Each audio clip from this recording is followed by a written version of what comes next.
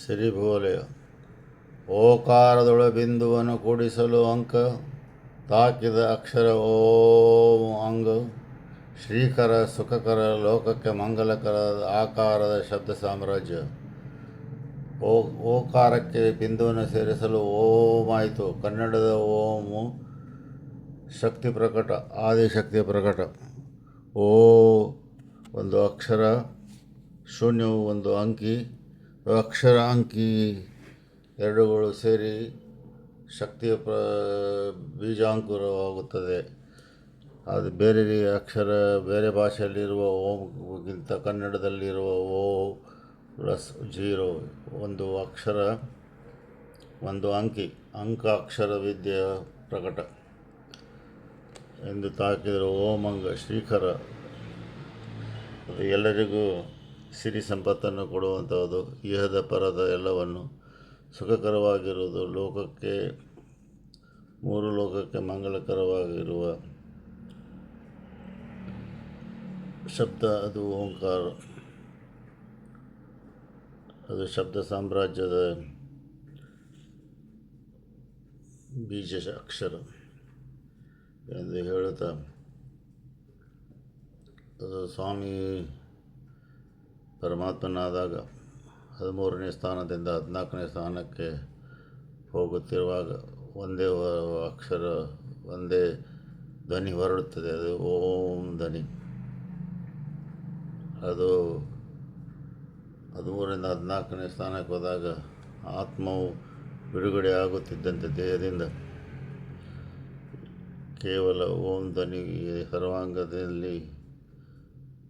ಸರ್ವಾಂಗದಿಂದ ಸರ್ವ ದಿಶೆಯಲ್ಲಿ ಓಂಕಾರ ಹೊರಡುವುದು. ಮಹಾವೀರ ಸ್ವಾಮಿಯ ದಿವ್ಯದಲ್ಲಿ ಹೊರಡಲು ಯೋಗ್ಯ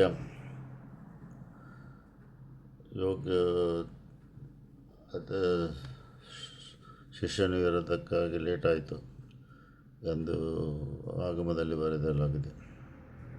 ಗೌತಮ ಗಣಧರನು ಇಂದ್ರನು ಕರೆದುಕೊಂಡು ಬಂದು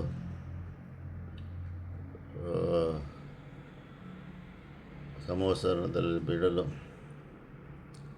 ಗೌತಮ ಗಣಧರನ ಪ್ರಶ್ನೆಯನ್ನು ಕೇಳಬೇಕೆಂದು ಅನೇಕ ಪ್ರಶ್ನೆಗಳನ್ನು ಕೇಳಲು ಬಂದಿದ್ದನು. ಆದರೆ ಸಂವತ್ಸರವನ್ನು ಸೇರುತ್ತಿದ್ದಂತೆ ಅವನ ಎಲ್ಲ ಪ್ರಶ್ನೆಗಳಿಗೆ ಉತ್ತರವು ಸಿಕ್ಕಿ ಹೋಯಿತು ಎಂದು ಪುರಾಣಗಳಲ್ಲಿ ಆಗಮದಲ್ಲಿ ಬರೆಯಲಾಗಿದೆ.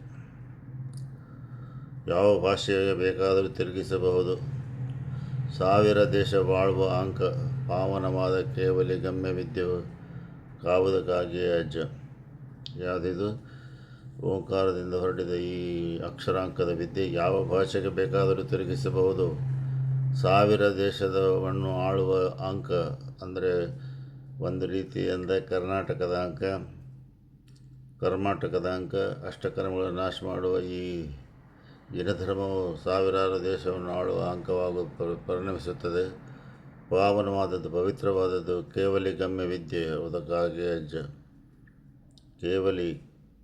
ಕೇವಲ ಜ್ಞಾನಿ ಅಂದರೆ ಪರಮಾತ್ಮ. ಕೇವಲಿ ಗಮ್ಯ ವಿದ್ಯೆ ಕಾವುದಕ್ಕಾಗಿ ಅಜ್ಜ. ಅಲ್ಲಿಂದ ಕೇವಲಿ ಜ್ಞಾನವು ಯಾರಿಗಾಯಿತು ಅವರಿಗೆ ಕೇವಲಿಗಳು ಅಂತದೆ. ಅದರಲ್ಲಿ ಸಂಯೋಗ ಕೇವಲಿ ವಿತ್ ಬಾಡಿ ವಿದೌಟ್ ಬಾಡಿ.